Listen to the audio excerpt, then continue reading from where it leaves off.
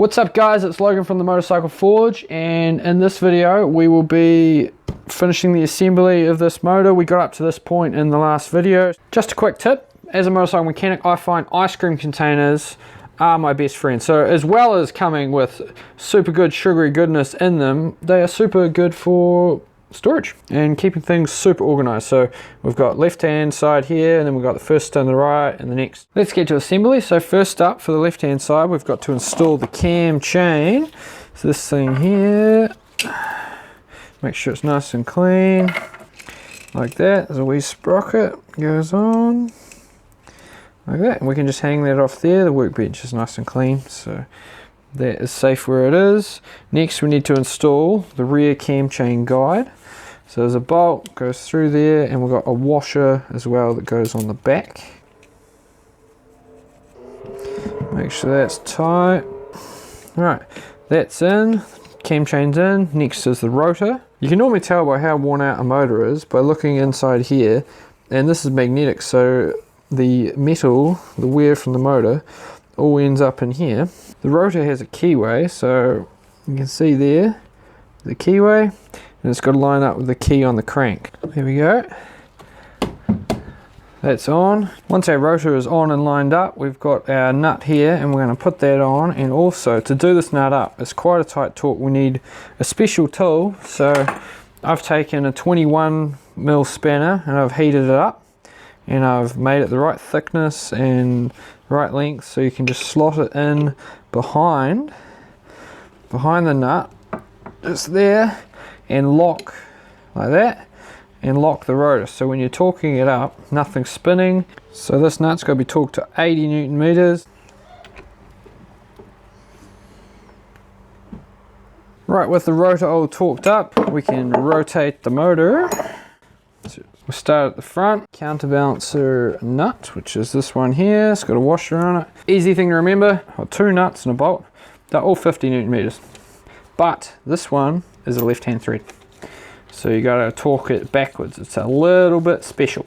To lock the crank up, when we're torquing the nuts and bolts on this side, I've got this shaft here, which this is the original kickstart assembly. This is a perfect fit to go in the eye of the conrod. And we've got a special plate here, well, it's made of wood, and it just goes over the conrod like that, and then we slide this through. It can go either way, just like that. And then when we start torquing these, the conrod gets to a point and it locks up. It makes it super easy to torque these nuts and bolts.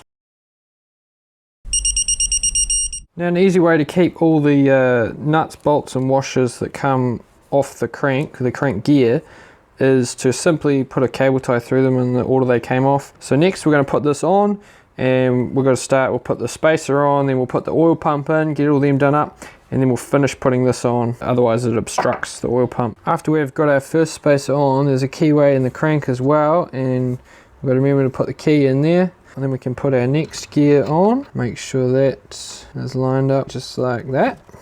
There we go. That's on, and then we're going to put the oil pump on. Once we've got the 3 countersunk screws on the oil pump done up with the screwdriver as tight as we can, I've got an impact driver here, and we're just going to give it a couple taps on the doing up function just to make sure they're home. Well, because we don't want these to come undone, that's for sure. Next is the oil pump drive gear. Last piece is the scissor gear that goes on the crank. And then we've got a washer, got a sprung washer, and we've got the nut. Remember, it's left-hand thread. Now to torque this nut, you'll need a torque wrench that can go in reverse. So luckily mine can, makes it super easy. Otherwise you'll have to improvise. Next is our detent arm.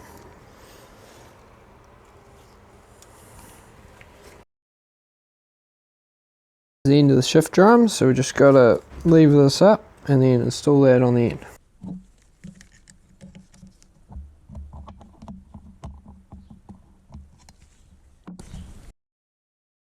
Right, so to do up this bolt here on the end of the shift drum, we don't want to just chuck the Allen key in there and do it up. We want to actually lock it.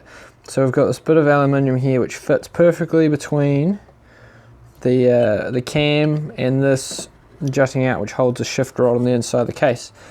And we can just put that in there, and then we can do it up and it won't harm anything on the inside. Once we've got our bolt done up, we want to quickly check. So we've got, you see this little divot here, that is the neutral. And what we want to do, we just want to give the output shaft a bit of a spin, and then we can have a look, make sure the other side of the gearbox counter shaft isn't spinning, and that means we know it's a neutral and everything in the gearbox is assembled correctly. Another tiny wee thing we're going to install in this is the oil jet, so be careful you don't lose this. It goes up in this hole here, fits in there like that, and you just push it home.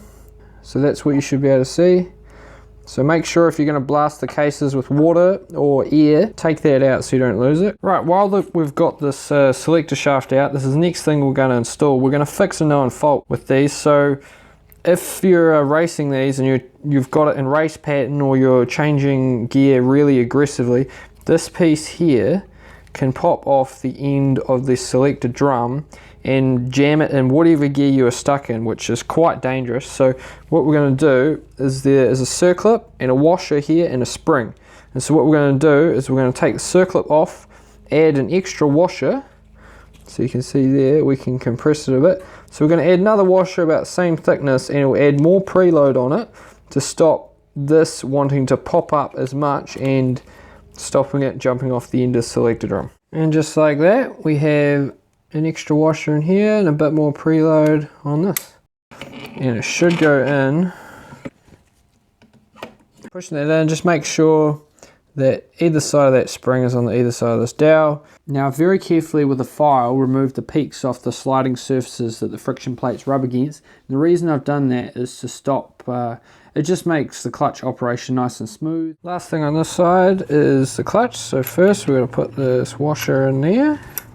Big washer, and then we've got this here like that. It's the bushing, it slides on there. Now when we're putting that on, we're going to make sure we get our scissor gears lined up. Need a screwdriver for that. Just give it a twist, and then there we go. Small washer and a clutch inner. Now we've got the nut on there, and we've got our special clutch locking tool, which is just some old plates bolted together. We can torque it up and nothing will rotate. There we go, that's tight. Take that out.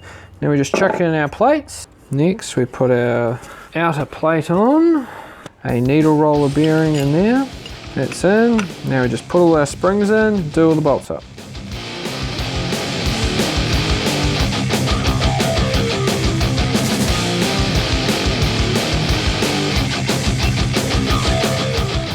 That's got most of our bottom end assembled, and in the next video we'll finish off the bottom end, have all the top end done as well, starter motor, etc, etc. And yeah, so like and subscribe if you want to see more videos like this, and I hope you learned something. Catch you later.